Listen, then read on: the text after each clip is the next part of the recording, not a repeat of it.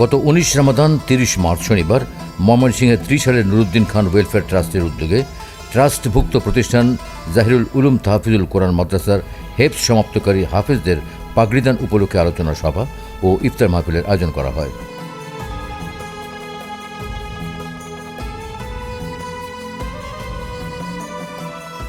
অনুষ্ঠানে হিফজ সমাপ্তকারী ১৩ জন শিক্ষার্থীদের মাঝে সনদ ও পুরস্কার বিতরণ করা হয় এবং তাদেরকে পাগড়ি পরিয়ে দিয়ে সম্মানিত করা হয়।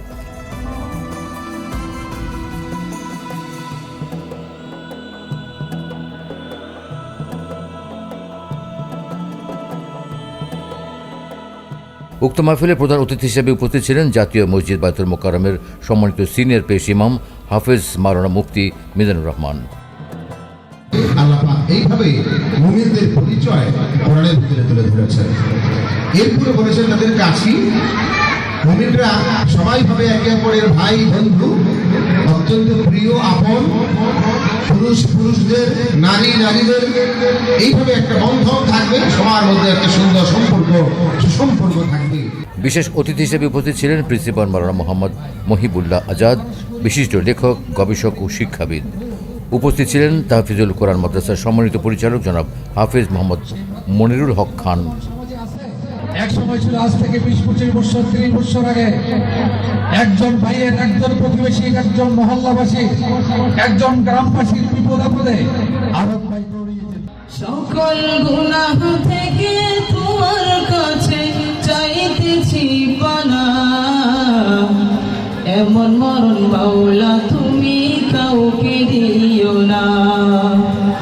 وما هذه الحياة الدنيا إلا لهو ولعب وإن الدار الآخرة لهي الحيوة।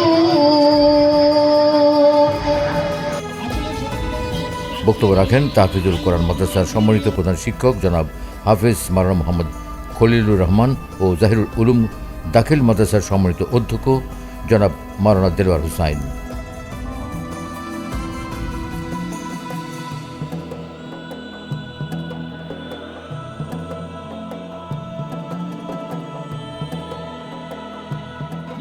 সভাপতিত্ব করেন ট্রাস্টের সম্মানিত চেয়ারম্যান জনাব আলহাজ নুরুদ্দিন খান।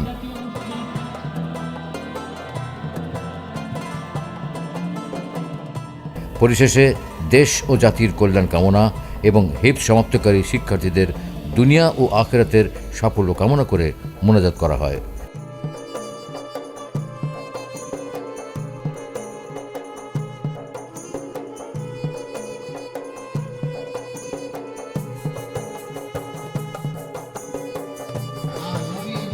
সভাপতির ভাষণ ও ইফতার বিতরণের মাধ্যমে অনুষ্ঠানের সমাপ্তি ঘোষণা করা হয়।